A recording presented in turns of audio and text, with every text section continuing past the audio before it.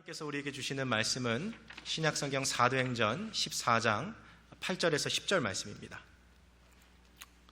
사도행전 14장 8절에서 10절 말씀, 제가 지고 있는 성경은 신약성경 212페이지에 있습니다. 우리 한 목소리로 같이 합독하시겠습니다.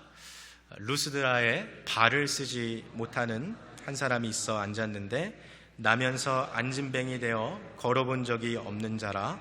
바울의 말하는 것을 듣거늘 바울이 주목하여 구원받을 만한 믿음이 그에게 있는 것을 보고 큰 소리로 가로되 내 발로 바로 일어서라 하니 그 사람이 뛰어 걷는지라. 아멘. 네. 우리 성도님들 일주일에 이렇게 한 번씩 뵙는 분들도 이 자리에 많이 계신데요. 뵐 때마다 너무 반갑고 제 마음에 기쁨이 있습니다. 저만 그런 게 아니라 이 자리에 앉아 계신 분들 다 그럴 거라고 믿습니다. 우리 그 반가운 마음 가지고 우리 전후좌우 계신 분들 보시면서 한번 좀 같이 인사하실 때요, 마스크 쓰고 계시다고 손으로만 인사하지 마시고 입을 좀 열어서 반갑습니다 한번 좀 같이 인사하겠습니다. 반갑습니다. 네, 잘 오셨습니다. 네.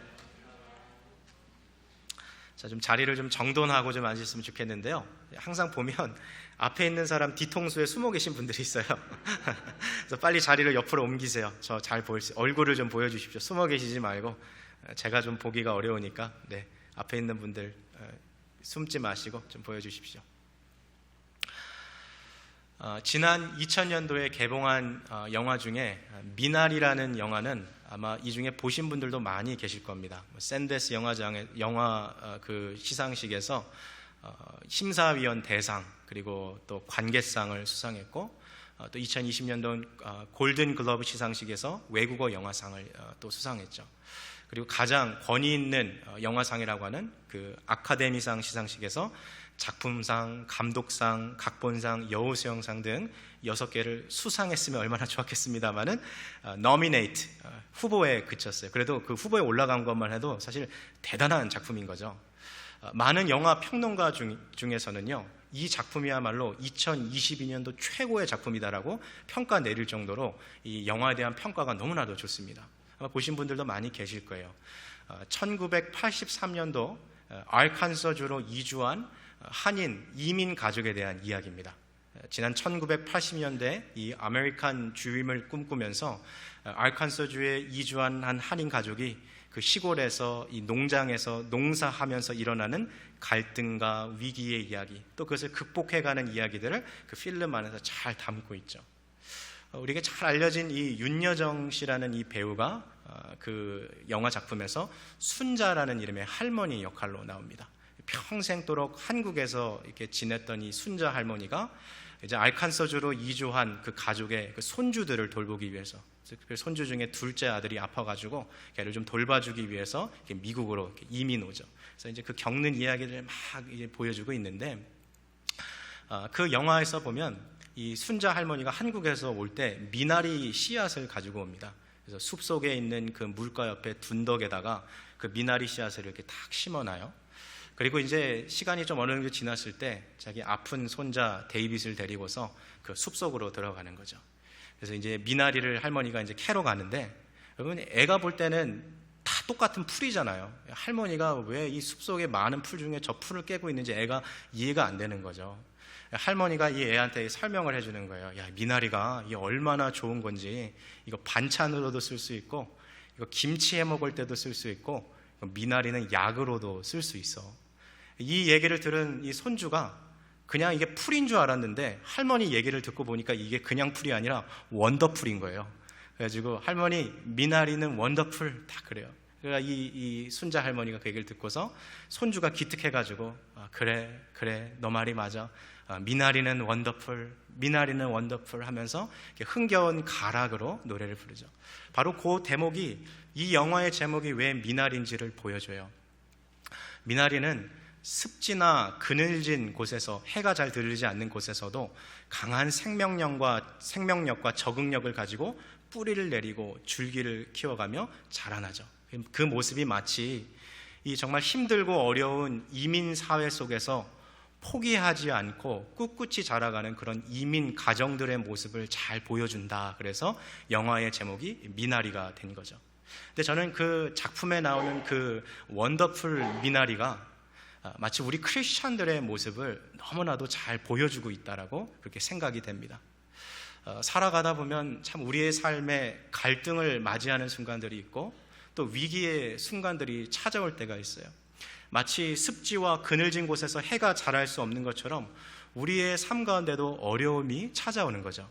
그러나 그 가운데서도 여전히 하나님께서 우리에게 부어주시는 그 은혜와 주님을 붙잡고자 하는 그 믿음이 마치 우리 가운데서 끊임없는 생명력처럼 역동하여서 우리가 계속해서 이 세상을 자라나갈 수 있는 그런 힘이 되는 거죠. 그래서 마치 그 어떠한 어려운 환경에서도 잘 자라고 있는 그 원더풀 미나리가 우리들의 모습, 바로 우리 원더풀 크리스찬의 모습을 보여주지 않나 하는 그런 생각을 해봅니다. 우리 옆에 계신 분들 보시면서 한번 같이 이렇게 좀 격려하면서 인사했으면 좋겠습니다. 집사님이 바로 원더풀 크리스찬입니다 하고 한번 같이 인사하십시다. 집사님이 바로 원더풀 크리스찬입니다. 네. 오늘 이 자리에 앉아 계신 분들 제가 다 어떠한 상황과 또 사연이 있는지 알 수 없습니다. 근데 제가 우리 성도님들 한 분 한 분 신방하다 보면 한 가지 깨닫는 사실은 이렇게 겉에서 이렇게 웃으면서 인사하고 이렇게 행복하게 보이는 분들도 한꺼풀 이렇게 더 가까이 들어가 보면 문제 없는 가정이 없구나, 아픔 없는 가정이 없구나, 눈물이 없는 인생이 없구나, 이것을 보게 돼요. 오늘 이 자리에 앉아 계신 분들, 또 우리 영상으로 함께 예배드리고 계신 우리 성도님들 가운데도 저마다 지금 지나가고 있는 삶의 갈등과 위기와 어려움들이 있을 겁니다. 특별히 내 힘과 내 지혜와 내가 가진 어떤 스킬이나 경험으로 극복하기 참 어렵다라고 느껴지는 그런 어려움들과 삶의 고민들이 아마 한두 개씩은 가슴속에 있으실 거예요. 오늘 그것을 우리가 주님 앞에 나왔으니까 이걸 하나씩 꺼내놓고 과연 하나님이 오늘 이러한 것들을 우리의 삶 가운데서 어떻게 해결해 나가시는지, 또 하나님의 은혜가 우리의 삶 가운데서 나타나기 위해서 우리가 할 수 있는 것들이 무엇이 있는지 함께 좀 살펴볼 수 있는 그런 시간이 되었으면 좋겠습니다. 자, 오늘 본문의 배경은 바로 루스드라라는 도시로 카메라가 주민을 합니다. 그리고 이 루스드라라는 도시에 살고 있는 한 사람의 안진뱅이의 모습을 보여주고 있습니다. 화면에 사도행전 14장 8절 말씀을 보여주시고요, 우리 함께 같이 읽도록 하겠습니다. 루스드라에 발을 쓰지 못하는 한 사람이 있어 앉았는데 나면서 안진뱅이 되어 걸어본 적이 없는 자라. 아멘. 여러분, 우리가 성경을 볼 때는요, 눈으로만 보지 마시고요, 귀로만 듣지 마시고 성경을 볼 때는 꼭 손으로 성경을 보십시오. 그 말은 펜을 하나 가지고 중요하다 생각되는 것을 밑줄을 그거나 동그라미를 치거나 내가 암송해야겠다라는 것은 표시를 해놓고 은혜 받은 것들은 성경 구석에 메모를 하면서 읽는 게 성경 읽는 방법이에요. 오늘 이 본문도 그냥 사실 지나칠 수 있는 본문인데, 오늘 이 본문을 기록했던 사도행전의 저자인 누가는 오늘 이 본문을 통해 우리에게 한 가지 사실을 아주 강조해서 보여주고 있습니다. 자, 말씀을 한번 보세요. 루스드라에 한 사람을 만났는데 그의 특징을 이렇게 얘기합니다. 발을 쓰지 못하는 사람, 앉았는데 나면서부터 안진뱅이 된 사람, 태어나서 한 번도 걸어본 적이 없는 사람. 지금 이 사도행전을 기록한 의사가 이 사람을, 사실 그 다 같은 말이거든요, 그런데 3번이나 번갈아 가면서 이 사람을 설명했어요. 발을 쓰지 못하는 자요, 나면서부터 선천적인 안진뱅이요, 태어나서 한 번도 걸어본 적이 없는 사람이다 라고 얘기했어요. 여러분, 이 사도행전을 기록한 의사의 직업이 뭐죠? 누가의 직업이 뭐죠? 의사죠. 죄송합니다. 일부 예배를 열심히 하고 하니까 제가 정신이 없네요. 자, 누가의 직업이 의사죠. 여러분, 그래서 의사가 자기 소견으로 보니까 이 사람은 도저히 나을 가망이 없는 사람이라는 거예요. 어떠한 의학적인 그 기술로도 아무리 값비싼 약을 먹여도 이 사람의 문제는 해결할 수 없다라는 것을 강조해서 힘주어서 여기다가 이렇게 기록해 주고 있는 거죠. 저는 성경을 펼쳐서 읽을 때마다 한 가지 공통점을 발견하게 됩니다. 그것은 성경에 나오는 이 이야기의 주인공들은 하나같이 자기 스스로의 힘으로 해결할 수 없는 그런 인생의 문제를 맞닥뜨린 사람들의 이야기로 성경이 가득해요. 예를 한번 좀 들어볼까요? 12해 동안 혈루증을 앓았던 여인 이야기. 12년 동안요, 여인의 몸에서 피가 나는데 이게 멈추지가 않는 거예요. 사회생활이 안 돼요. 친구랑 같이 이렇게 카페에 앉아가지고 커피 마시면서 그렇게 보낼 수도 없을 정도로 12년 동안 몸이 허약하게 살았어요. 얼마나 힘들었을까요? 얼마나 슬펐을까요? 자기 힘으로 이걸 이겨낼 수가 없는 거죠. 태어나면서부터 눈이 멀어서 소경으로 태어난 사람 이야기. 눈을 뜨고 싶어도 보이지가 않는 거예요. 그리고 사랑하는 12살밖에 안 된 딸을 죽음으로 먼저 떠나보낸 아버지 회당장 야이로의 이야기. 성경을 읽다 보면요, 참 기가 막힌 사연, 참 눈물 나는 사연에 처해 있는 사람들의 이야기가 이 안에 많이 담겨 있습니다. 그리고 성경은 이러한 모습들을 통해서 우리와 같은 어려움을 겪고 있는 사람들의 이야기가 이 안에 담겨 있다는 것을 우리에게 보여주고 있는 거죠. 여러분, 사람이 언제 마음이 낙심되고 좌절을 경험할까요? 그것은 시간이 지나가도 지금보다 더 나아질 것이라는 희망이 사라질 때 사람은 낙심한다 그래요. 그러니까 내가 조금만 버티면 이 문제가 해결되겠지, 오늘보다는 그래도 내일이 더 나아지겠지 하는 그런 희망이 사라질 때 사람은 낙심하고 사람은 좌절한다라는 거예요. 오늘 이 본문에 나오는 이 사람은요, 태어날 때부터 한 번도 다리를 써본 적이 없는 사람이에요. 너무나도 오래된 문제인 거죠. 어떤 약으로도 어떤 의사로도 고치지 못하는 이 문제를 겪고 있으니까 정말 이 사람이야말로 낙심되고 좌절되는 상황 가운데 살아가고 있는 거죠. 혹시 오늘 이 자리에 앉아 계신 분들 가운데서도 내 삶 가운데 스스로 해결하기 어려운 그런 불가능한 문제 때문에 낙심하고 혹시 좌절하고 계신 분들이 있진 않은지요? 시간이 지나도 문제가 해결되지 않을 것 같아서 그 문제 때문에 신음하고 계신 분들도 계신지 모르겠어요. 아마 우리 가운데 있어서 가장 많이 힘들어하고 어려우신 분들은 일단은 가장 많이 빈번하게 우리가 보는 것은 육체적인 아픔일 겁니다. 여러분, 사람이 몸이 아프면요, 마음이 우울해져요. 그리고 그 몸이 아픈 것이 오래 가다 보면 마음의 외로움도 찾아옵니다. 그래서 육신의 질병이 영혼의 병인 우울함이나 외로움으로 이렇게 번져가는 것을 우리가 볼 때도 있어요. 특별히 그 육체적인 질병이 아주 치명적이거나 아주 생활하는 것에 불편하고 어려움을 주는 경우에는 마음이 속상하기도 해요. 때로는 그러한 마음 가운데 사람이요, 그렇게 힘들고 어려운 게 있으면 이렇게 원망할 대상을 막 찾더라고요. 때로는 내 부모를 원망하기도 하고, 때로는 내 배우자를 원망하기도 하고, 심지어 어떤 분들은 자기 자녀들을 원망하는 분들도 있어요. 그리고 이제 자기 자신에 대해서 비관적인 마음을 갖고, 내 삶은 이거밖에 안 될까?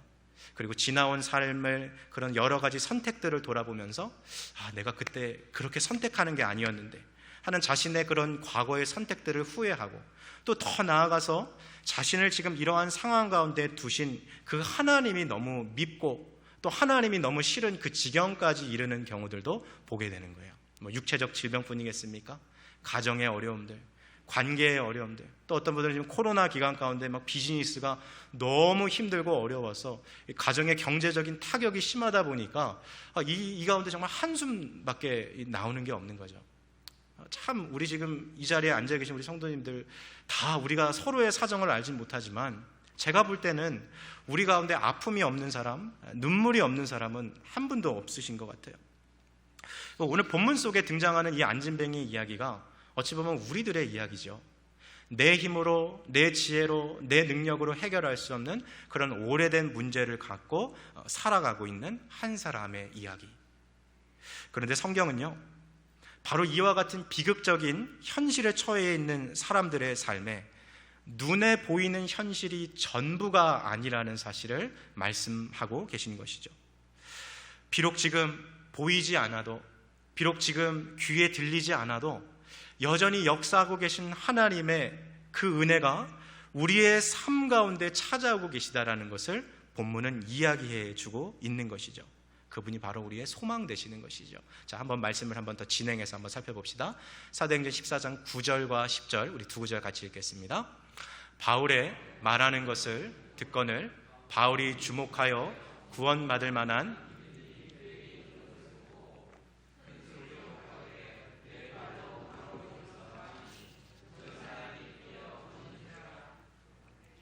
여러분, 우리가 이 성경 말씀을 보면 어떤 분들은 한 가지 떠오르는 장면이 있을 거예요. 이 장면 어디서 많이 봤던 장면인데, 우리가 얼마 전에 사도행전 3장을 봤을 때 예루살렘 성전의 미문에 있었던 안진뱅이를 베드로와 요한이 일으켰던 그 장면 혹시 생각나십니까? 은과 금은 없거니와 내게 있는 것으로 내게 주노니 곧 나사렛 예수의 이름으로 일어나 걸어라. 기억나십니까? 그 장면이 마치 오버랩 되는 것처럼 오늘 사도행전 14장을 보니까 사도 바울과 바나바가 루스드라에 살고 있는 안진뱅이를 일으키는 장면이 또 나왔어요. 왜 비슷해 보이는 이 사건을 두 번이나 기록했을까요? 사실 오늘 이 사도행전에 기록되지 않은 여러 가지 많은 기적들도 있었거든요. 근데 하나님은 특별한 의도를 가지고 아주 비슷해 보이는 그 이적과 치유의 모습을 사도행전 3장과 14장에 두 번이나 반복해서 여기 기록해 놓으셨다라는 거예요. 그 이유는 무엇일까요? 하나님의 이 놀라운 역사는 단회적이나 이례적인 사건으로 끝나는 것이 아니라 그 주님의 은혜가 계속해서 반복적으로 일어날 수 있다는 것을 우리에게 가르쳐주고 있는 것이죠. 자, 사랑하는 성도 여러분, 오늘 저는 이 아침에 여러분에게 한 가지 질문을 여쭤보고 싶습니다. 오늘 이 성경에 기록된 이 이야기가 오늘 2000년 전에 해결하기 불가능한 이 문제를 해결하셨던 이 전능하신 하나님이 지금도 우리의 삶 가운데서 동일하게 역사하시는 하나님이시라는 것을 여러분 믿음으로 그렇게 고백하며 살아가고 계십니까? 한번 스스로에게 한번 질문해 보세요. 정말 나는 이것을 믿고 살아가고 있는가? 단지 성경의 이야기는 성경의 이야기일 뿐 내 삶에 나타나는 하나님은 다른 분이다라고 혹시 그렇게 느끼고 있는 것은 아닌지, 정말 이 말씀에 기록된 하나님이 내 삶에도 동일하게 역사하고 계시는 하나님으로 받아들이고 있는가? 그것이 너무나도 중요하다라는 것이죠. 자, 그 문제를 먼저 해결해야 합니다. 그리고 그 문제가 해결됐다면 이제 우리 그 다음 단계로 한번 넘어가 봅시다. 하나님이 지금 이 시대의 하나님이 2000년 전, 3500년 전에 성경에서 역사하셨던 그 하나님하고 동일하신 하나님이라는 것을 내가 받아들일 수 있다면 이제 그 다음 단계가 무엇일까요? 여러분, 우리가 성경을 자세히 읽어보면 이 세상에 수많은 사람들이 있었는데 하나님의 은혜와 능력을 경험하고 살아간 사람들은 소수에 불과했어요. 그 이유가 무엇일까요? 그 원인이 무엇일까요? 그것은 하나님의 은혜가 역사하기 위해서 우리가 갖추고 있어야 할 한 가지 필수적인 요소가 있기 때문에 그런 것이죠.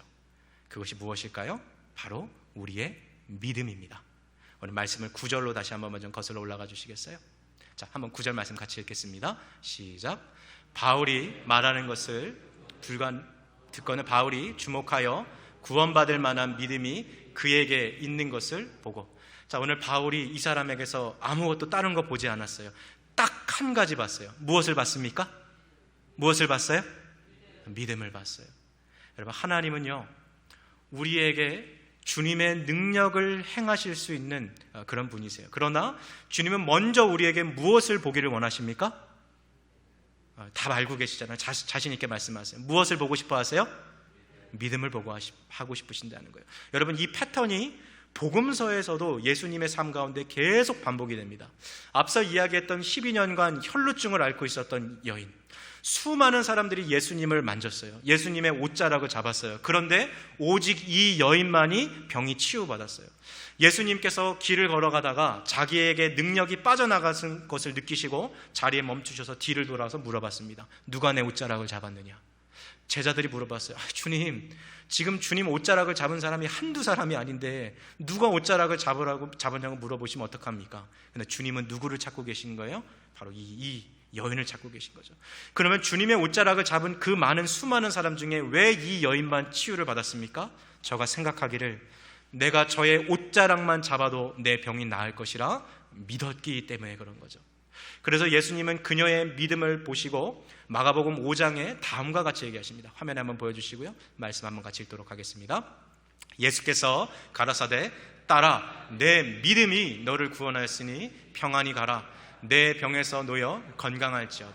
자, 말씀 다시 봅시다.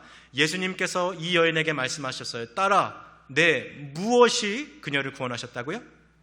믿음이 이 여인을 구원하셨다 그랬어요. 자, 이 패턴을 계속해서 발견해 봅시다. 여리고성에서 날 때부터 소경으로 태어났던 디메오의 아들 바디메오가 예수님을 향하여 다윗의 자손 예수여 나를 구원해 주십시오, 내 눈을 뜨게 해 주십시오 했을 때 주님이 그의 눈을 뜨게 해 주셨어요.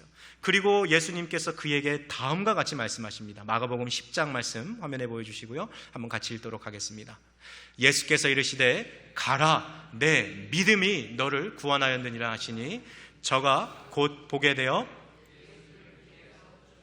패턴이 보이십니까? 예수님이 일하시는 패턴이 보이세요? 예수께서 이르시되 가라, 내 무엇이요? 믿음이 너를 구원하였느니라. 하나만 더 보죠. 예수님 당시에 10명의 문둥병자들이 있었어요. 여러분, 문둥병이라는 것은, 나병은 이 당시에 불치병입니다. 오늘날로 말하면 에이즈나 정말 심각한 질병이에요. 날 수 없는 질병이에요. 근데 이 질병에 걸린 이 사람들이 10사람이 멀리 서서 예수님에게 다윗의 자손 예수여 우리를 불쌍히 여겨주십시오라고 기도합니다. 예수님께서 이들을 고쳐주셨어요. 그 10사람 중에 한 사람, 사마리아 사람이 돌아와서 예수님 앞에 나음을 입었다고 감사드리며 엎드려 절합니다. 이때 예수님께서 이 사람을 향하여서 이렇게 말씀하십니다. 누가복음 17장 19절 말씀 보여주세요. 같이 읽겠습니다. 시작. 그에게 이르시되 일어나 가라, 내 믿음이 너를 구원하였느니라 하시니라. 아멘. 자, 사도 바울이요, 이 루스드라의 안진뱅이를 고치기 전에 그에게 딱 하나의 요소를 봤어요. 그게 무엇이에요? 말씀을 들으며 생겼던 그의 믿음을 보았습니다. 예수님께서 혈루증에 걸렸던 여인, 그리고 태어날 때부터 소경되었던 자, 그리고 나병으로 인해서 정말 불치병으로 그렇게 고심하고 고통하던 그 사마리아 사람을 바꿨을 때 주님은 말씀하셨어요. 가라사대 내 무엇이요? 믿음이 너를 구원하였으니 평안히 가라 말씀하셨던 것이죠. 사랑하는 성도 여러분, 오늘 이 자리에 앉아 계신 우리 성도님들, 삶 가운데 어떠한 어려움과 갈등과 위기를 겪고 있는지 제가 알 수는 없습니다. 그러나 우리 하나님께서 그 모든 문제를 해결하시기에 앞서 우리에게 한 가지 요구하시는 필수적인 삶의 태도가 있는데, 그것은 하나님이 이 모든 것을 능히 해결해 주실 수 있는 분임을 믿음으로 고백하는 것입니다. 저와 여러분에게 이러한 믿음이 있기를 주님의 이름으로 축복합니다. 자, 이제 주보를 펼쳐보세요. 주보를 한번 들어보세요. 주보를 보시고 가장 오른쪽에 문제를 해결하는 믿음 보시면 가로 4번이 있죠. 믿음은 불가능한 것을 이룬다. 보이십니까? 그 구절 한번 좀 같이 읽어보겠습니다. 이거 E.M. 바운즈라는 목사님이 쓰신 기도의 심장이라는 것에서 나오는 구절인데 너무 좋아서 한번 같이 읽어봤으면 좋겠어요. 같이 읽겠습니다. 믿음은 불가능한 것을 이룬다. 왜냐하면 믿음은 하나님께서 우리를 대신해 일하시도록 하는 것이고 그분은 전능하시기 때문이다. 믿음의 능력에는 한계와 제한이 없다. 우리의 마음에서 의심을 몰아내고 불신앙을 추방한다면 우리가 하나님께 구하는 것이 반드시 이루어질 것이다. 하나님께서는 자신이 말씀하신 모든 것을 믿음이 있는 자에게 허락하신다. 아멘.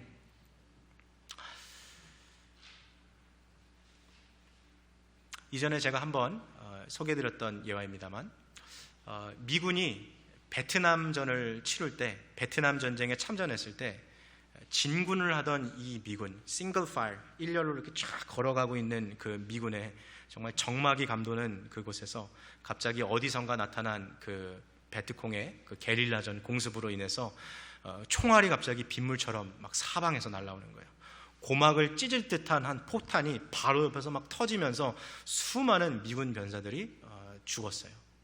그 중에 한 소대의 한 미군 병사가 총알을 맞고서 피를 흘리면서 쓰러지고 있는데, 여러분 얼마나 아팠겠어요. 막 고래고래 소리를 지르며 막 살려달라고 막 소리를 지르고 있는데 그 나머지 병사들이 엎드려서 보니까 저 멀리서 베트콩들이 총을 들고 이렇게 오고 있는 거예요. 이대로 두면 이 사람이 죽어요. 너무 막 긴박한 순간인 거죠. 지금 여기서 자리에서 일어나면 총에 맞아서 죽어가는 그런 시점이니까. 아무도 지금 막 차마 나서지 못하고 지금 베트콩들은 앞으로 다가오고 있고 막 죽어갈 수 있는 막 그런 시점인데, 이때 한 병사가 자기의 시계를 탁 흘끔 보더니 갑자기 그 자리에서 일어나서 막 달려나가는 거예요. 순식간에 너무나 일어난 일이라 나머지 그 미군들이 본능적으로 엄호 사격을 막 하는 거죠. 그래서 그 달려나간 용감한 미군이 그 부상당한 그 병사를 이끌고 다시 돌아왔어요. 사람들이 보고요, 너무나도 용감하잖아요. 자기도 죽을 수 있는 그런 상황인데, 너무나도 용감한 그런 상황인데 또 동시에 드는 마음이 너 미쳤다 이런 거예요. 야, 어떻게 총알이 정말 빗문처럼 사방에 날아리는 이런 곳에서 그렇게 달려갈 수 있냐. 그리고 그의 상사가 나중에 이제 이 상황이 다 진전된다면 물어보는 거죠. 야, 너 어떻게 그렇게 할 수 있었냐. 내가 시계를 보니까 내가 고향을 떠나기 전에 우리 어머니께서 나를 위해서 기도해 주시기로 약속하셨던 바로 그 시간이었다. 나는 그래서 우리 어머니의 기도를 믿고 그 기도 가운데 역사하시는 하나님을 믿고 나는 그렇게 달려나갈 수 있었다라고 이야기했습니다. 베트남전에서 일어났던 실화의 이야기였어요. 여러분, 믿음이라는 것이 무엇일까요? 여러분, 믿음은 반드시 눈으로 나타나게 되어 있어요. 내가 하나님을 믿는 그 삶은 반드시 눈으로 보이는 삶으로 나타나게 되어 있습니다. 믿음으로 가장 유명한 구절인 히브리서 11장 1절 말씀 화면에 보여주시고 우리 한번 같이 읽겠습니다. 제가 쉬운 성경 버전이 제 마음에 좀 와닿아서 우리 성도님들과 같이 읽어보고자 가져왔어요. 한번 같이 읽겠습니다. 시작. 믿음은 바라는 것들에 대해서 확신하는 것입니다. 또한 보이지는 않지만 그것이 사실임을 아는 것입니다. 네. 믿음은 뭐예요?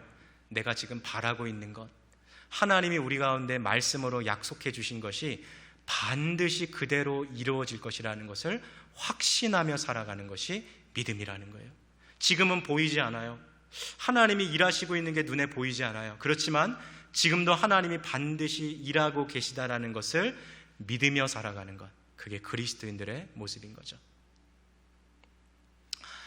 제가 요 가을, 특별히 이 늦가을 10월 말에서 11월 초가 되면 제가 좀 즐기는 저만의 삶의 작은 기쁨이 하나 있습니다. 그게 뭐냐면 여기 회사 다니시는 분들은 아마 저랑 이걸 좀 공감하실 때가 있을 텐데, 요즘은 다 이제 집에서 일하시는 분들도 많이 있겠습니다만, 이제 회사나 가게 가시는 분도 마찬가지예요. 가게를 예를 들어서 뭐 아침에 7시까지 간다 그러면 아침에 일어나는 시간, 밥 먹는 시간, 집에서 나가는 시간이 다 정해져 있잖아요. 똑같은 시간에 일어나서 똑같이 출근하는데 이상하게 어느 날은 가게에 한 5분에서 10분 정도 더 일찍 도착하는 날이 있어요. 그렇죠? 네. 왜 그런가 보면 아무래도 신호등이 막히지 않아가지고 그런 것 같아요. 저도요, 새벽 예배 나올 때 가끔씩 그런 날이 있어요. 똑같은 시간에 새벽에 일어나가지고 교회 오는데 저희 집에서 교회까지 차로 30분 걸리거든요. 근데 때로는 한 5분 정도 걸릴 때도 있어요. 이 신호등 때문에 그런 것 같아요. 그럼 제가 이 추운 겨울, 이 가을 때 제가 즐겨 하는 게 뭐냐면, 이 주차장에다가 차를 딱 태워놓고 한 5분 정도 일찍 왔으니까 교회 바로 들어가기 전에 잠깐 하늘을 쳐다봐요. 여러분, 가을 하늘에는 가을 때만 볼 수 있는 별자리가 있다는 거 여러분 알고 있습니까? 그리고 가을 하늘 되면요, 시카고에요, 별이 정말 예뻐요. 너무나도 예뻐요. 그럼 제가 들어가기 전에 잠깐 이렇게 한 손에 이렇게 서류 가방 들고 이렇게 보고 있는 거예요. 그럼 제일 먼저 삼성 오리온을 찾습니다. 오리온을 찾고 그 다음에 이제 W 모양의 카시오페아를 찾아요. 그리고 카시오페아로부터 쭉 오면 폴라리스 북극성이 있어요. 북극성에서 쭉 가면 The Big Dipper 북두칠성이 있어요. 그거 찾는 게 너무 재밌는 거예요. 위에 보면서, 별 보면서, 너무 좋다, 이렇게 별 보고 이렇게 들어가는 거. 살아가면서 좀 별 볼 여유는 좀 있으면 좋겠다, 그런 마음이 좀 있는. 저한테는 그게 조금 아무런 거 아닐지 모르지만 저한테는 큰 기쁨인 거죠. 그게 소소한 기쁨인 거죠. 그런데 그 어두운 시간에 별이 참 잘 보이는데요, 때로는요 금요 예배가 끝나고 이렇게 어둠이 찾아오잖아요. 금요 예배가 저희가 한 9시, 9시 반 이렇게 끝나는데, 정리하고 제가 나가면 한 10시가 될 때도 있고, 또 일이 좀 많아지다 싶으면 11시에 제가 나갈 때도 있어요. 근데 똑같은 어두운 밤인데요, 금요 예배 끝나고 나서 하늘을 쳐다보면 별이 잘 안 보여요. 신기하죠? 똑같은 어두운 밤인데. 그래서 왜 그런가 이렇게 생각을 해보면, 동트기 전 밤이 제일 어둡다는 것을 알 수 있어요. 동트기 직전에 그 밤이 별이 제일 반짝반짝 빛나더라고요. 그래서 새벽 예배 오는 그 시간이 동트기 전 바로 직전이잖아요. 어두울 때잖아요. 그때 밤하늘의 별이 제일 잘 보이더라고요. 사랑하는 성도 여러분, 오늘 이 자리에 앉아 계신 분들 가운데는요, 인생의 가장 어두운 그 터널을 통과하시는 분들이 이 자리에 있을 거예요. 근데 바로 그 순간이요, 하나님의 은혜가 가장 반짝반짝반짝 빛날 수 있는 바로 그 순간입니다. 성경에 있는 그 하나님이 지금도 살아 역사하고 계시는 하나님이시기에, 어제나 오늘이나 영원토록 동일하신 그 하나님이 지금도 우리의 삶 가운데 일하고 계시다는 것을 여러분 꼭 믿으시기를 축복합니다. 어떠한 역경과 어려움에도, 습지와 그늘진 곳에서도 피어났던 그 원더풀 미나리처럼 삶의 힘들고 어려운 그 위기의 순간에서도 하나님을 믿음으로 붙잡고 살아갈 수 있는 원더풀 크리스찬들 되시기를 주님의 이름으로 축복합니다. 우리 지금 함께 같이 기도하시겠습니다.